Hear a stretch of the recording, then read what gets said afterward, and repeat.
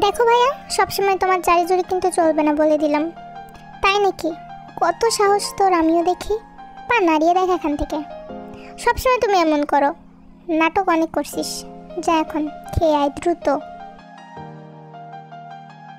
তে হাত পা আছড়াতে আছড়াতে বাধ্য হয়ে যেতে লাগলো। যেতে যেতে দিয়ে গেল হাজারটা গালি উপহার। জাঙ্কুককে তো সামনাসামনি বলার সাহস নেই, কিন্তু মনে মনে অনেক দিয়ে দিল। তেজেতেই জাঙ্কুক বুকে হাত দিয়ে খাটে বসে পড়লো। উফ গড, মেয়েটা এত মারাত্মক কেন? আর একটু হলে তো হার্ট অ্যাটাক হয়ে যেত। মূল ঘটনায় আসি। এতক্ষণ যেটা ছিল সেটা হচ্ছে জাঙ্কুক এবং তের কথোপকথন। তে এবং জাঙ্কুক দুই ভাই বোন। জাঙ্কুক তের মামাতো ভাই এবং তে হচ্ছে জাঙ্কুকের ফুফাতো বোন। তের মা তার 4 ভাইয়ের একমাত্র বোন, আর তেও তার বাবা মার একমাত্র মেয়ে। ছেলে সুগা মেডিকেল এবার লাস্ট ইয়ারে। তে এবার এসএসসি এক্সাম শেষ করেছে। ছুটি ছিল, তাই মায়ের জোড়াজুড়িতে নানা বাড়িতে বেড়াতে আসা। মায়ের সাথে রাগারাগি করার কারণে রাতে ভাত না খেয়ে শুয়ে পড়ছিল। অভিমানে ঘুমাতে গিয়েছিল জিমিনের কাছে। জিমিন হলো আবার ছোট মামার মেয়ে, প্রায় সেম এজ ওরা। কিন্তু তে খাবে না শুনে জাঙ্কুককে পাঠানো হয় ডাকার জন্য। আর বাকিটা তো শুনলেই। দেখে রুমে আসলো, দেখে জিমিন বিছানা ঠিক করছে। জিমিন আবার খুব সাংসারিক টাইপ মেয়ে। ধপ করে এসে বিছানায় বসে পড়লো। তে রাগি মুখে বসে আছে। জিমিন বালিশ ঠিক করতে করতে বলল, কি হয়েছে তে, মুখ ফুলাই আসিস কেন? আর বলিস না, দেখ জাঙ্কুক ভাইয়া তখন আমাকে জোর করে খাইতে পাঠাইছে। আজ যাইরা ভালো লাগে না। আরে ফুপিই তো পাঠাইছিল, সবাই জানে তুই শুধু একটু ভাইয়াকেই ভয় পাস, তাছাড়া কাউকেই তেমন ভয় পাস না। তাই ফুপি বলছিল তোকে ডাকার জন্য। আর দেখ তুই চলেও আসলি। হুট মিয়া, তুইও তো হেব্বি। আমার এসব একদম ভালো লাগে না। আচ্ছা হইছে, আর এত রাগ করে না। তুই আয় তো, বা লক্ষ্মী মেয়ের মতো ঘুমিয়ে পড়। আর লাইটটা অফ করে দিস। তে এক মুখ বিরক্তি নিয়ে রাতে ঘুম দিল। দেন সকালবেলা তে গভীর ঘুমে হঠাৎ করে মাথায় টোকা পড়ার সাথে সাথে ঘুম ঘুম চোখে তাকালো। তে হঠাৎ তাকাতেই এক গ্লাস পানি মুখের উপর হামলা দিল। তে তো হকচকিয়ে উঠেছে, উঠে বসে পড়ল। হোয়াট দ্য হেল, জাঙ্কুক ভাইয়া এটা কি করলা তুমি? সকালবেলা ঘুম থেকে না উঠে এখনো ঘুমাচ্ছিস? বেলা কয়টা বাজে দেখছিস একবার? দেখ দেখে প্রায় 8টা ছুঁই ছুঁই। সকাল সকাল উঠতে পারিস না? তাই বলে তুমি গায়ে পানি ঢেলে দিবা? দেব তো, যা উঠ। ওই দেখ বাসার সবাই উঠে পড়েছে, শুধুমাত্র তুই বাদে। আমার বাসায় এত জমিদারি চলবে না। এইসব দরজার আড়াল থেকে দাঁড়িয়ে দেখছিল জিনি। এইসব জাঙ্কুক আগে খেয়াল করেছিল, তাই তেরা অজানা থেকে গেল। জাঙ্কুকের মুগ্ধ হয়ে দেখা তের ঘুমন্ত মুখ। তের আগে গজগজ করতে করতে মায়ের কাছে গেল। জিন বসে গল্প করছিল। তেজে রাগ দেখাতে শুরু করলো। আম্মু, এইসব আমি আর একটু সহ্য করবো না বলে দিলাম। কেন, কি হয়েছে আবার? তে কিছু বলতেই যাবে তখনই জাঙ্কুক পেছন থেকে তের মাথায় একটা চাটি দিয়ে বলল, এই তুই কয়টা পর্যন্ত ঘুমানো লাগে তোর? এইসব জমিদারি আমার বাসায় চলবে না বলে দিলাম। ঠিকই বলছিস। আর হলো না, মেয়েটাকে নিয়ে আর পারতেছি না। সেই পরীক্ষা শেষ হয়েছে থেকে শুরু করছে, বেলা 10টা ছাড়া বিছানা ছাড়ে না। কি যে করব। আম্মু তুমিও শুরু করলা? আমি থাকবোই না, আজকে এই বাসায় চলে যাব বলে দিলাম। ওরে ডায়লগ, যা চলে যা, তোকে কে ধরে রাখছে? ফুপি যাবে না, আজ থেকে বল। এখনো থাকবে 1 মাস, তুই চলে যা তোর বাপের বাড়ি। সবাই হাসছে। আম্মু তুমি তাও কিছু বললা না? ঠিক আছে, আমি এখনো চলে যাব, দেখো তুমি, বলে হাঁটা ধরলতে। আমি কি আসবো রে? ব্যাগ গোছাতে একটু হেল্প করে দেব। অসহ্য লোক একটা।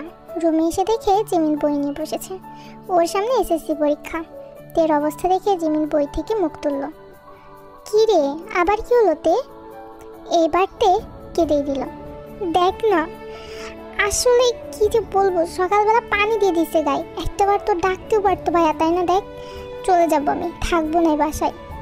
আরে বোকা, রাগ করে না ভাইয়া, অমনি একটু রাগটা বেশি। তোকে তো কিছুই বলে না, আমাদের যা করে। তুই যা, রাগ বাগ না করে আগে গোসল দে, যা, লক্ষ্মী বোনটি আমার।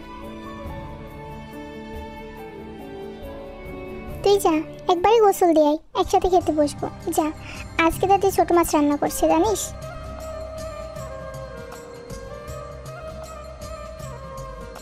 তুই এমন কেন বলতো, কোনো সময় একটু রাগ করে থাকতে দিস না।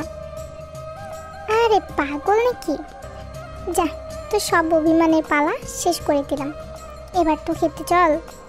প্রচুর ক্ষুধা লাগছে, তুই গোসল দিয়ে আসবি, তারপরে কিন্তু দুজন খেতে যাবো, ঠিক আছে? তে আচ্ছা বলে চলে গেল গোসল করতে। সবাই খেতে বসেছে।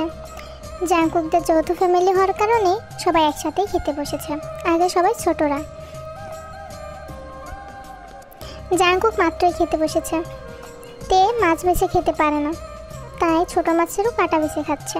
তাই দেখে জাঙ্কুক বলল, আচ্ছা তোরা কি কখনো গাধি দেখেছিস? সবার নজর জাঙ্কুকের দিকে, উৎসুক জনতা সবাই তাকালো। যদি না দেখে থাকিস তাইলে আমি তোদের আছে একটা লাইভ প্রুফ দেখাবো, একদম লাইভ তোকে গাধা দেখাবো, ঠিক আছে? সরি গাধা না তো গাধি দেখাবো। ওই দেখ, হাত বরাবর সবাই তাকালো, ইশারা যে ঠেকলো তের কাছে। দেখছিস কত পরিমাণে গাধি না হলে এমন বুড়ি কালে এসেও এই ছোট মাছের কাটা বেছে খায়। তের খাবার মুখে আটকে এলো। দেখতে এত পরিমাণে কিউট লাগতেছে, সবাই তো অর্থ হাসিতে ভেঙে পড়ছে। আর তে তো বুঝতেই পারেনি ওর সাথে এমন কিছু ঘটে যাবে। সবাই অর্থ হাসিতে ফেটে পড়েছে, ছোট বড় সবাই হেসে চলেছে তের উপরে। তের এত কান্না পাচ্ছে, এত অপমান তারা সহ্য হচ্ছে না। চোখ থেকে এক ফোঁটা পানি তার প্লেটে পড়লো। সবার সামনে তাকে এমনভাবে অপমান ঠিক সহ্য হলো না। তখনই জিমিন বলল, এ আচ্ছা তোরা তো খুব দেখতেছি, হাসছিস কেন? এখানে হাসির কি আছে? আর ভাইয়া তুমি এমন করো কেন বলো তো? মনে হয় পারি না, তাই বলে তোমরা হাসবেই ভাবে? তে খাওয়া ওখানে স্টপ হয়ে গেছে।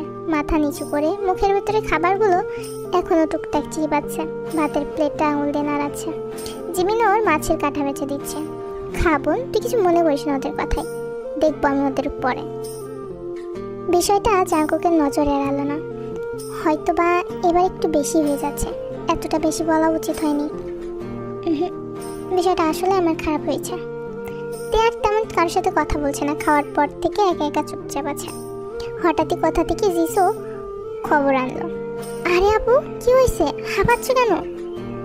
আরে তে আজকে বিকাল সময় ফুচকা খাইতে বেরোবো, ঠিক আছে? রেডি থাকিস কিন্তু।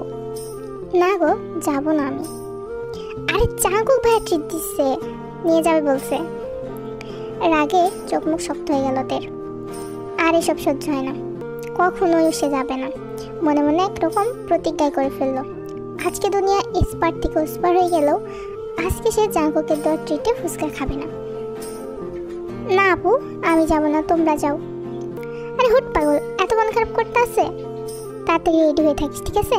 এখন তো কেবল 3টা বাজে, আমরা বের হবো 4টার দিকে, ওকে? তাই বলেই তড়িঘড়ি করে বের হয়ে গেল জিসু। তে সেখানে দাঁড়িয়ে এখনো এক মনে শক্ত হয়ে আছে, কারণ সে যাবে না। এত অপমানের পরেও তার তো ফুচকা সে কখনোই খাবে না।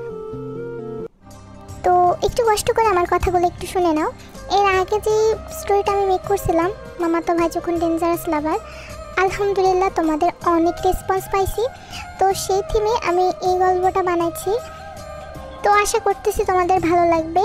এই গল্প ইনশাল্লাহ ওই গল্প থেকে একটু ব্যতিক্রম করার ট্রাই করব, কিন্তু ওই থিমে যেহেতু আছে এখানে কিছু টুইস্টের ব্যবস্থা করবো ইনশাল্লাহ, যেটা তোমাদের অনেক ভালো লাগবে। আর গল্পটা কেমন লাগলো অবশ্যই কমেন্টে জানাবা। তোমাদের কমেন্টগুলো কিন্তু আমি প্রত্যেকটা পরে একটা একটা করে চেক করি। তোমরা আমার কাছে খুবই স্পেশাল, তো তোমাদের উৎসাহটাই সব থেকে বড়। তো আগের মতো রেসপন্স করো, ইনশাল্লাহ নেক্সট পার্ট খুবই তাড়াতাড়ি আপলোড দেওয়ার চেষ্টা করব। আর তোমাদের নিত্য নতুন গল্প পড়তে আমি আবার নতুন করে ব্যাক করছি। দোয়া করো সবাই, ভালো থাকো, আল্লাহ হাফেজ।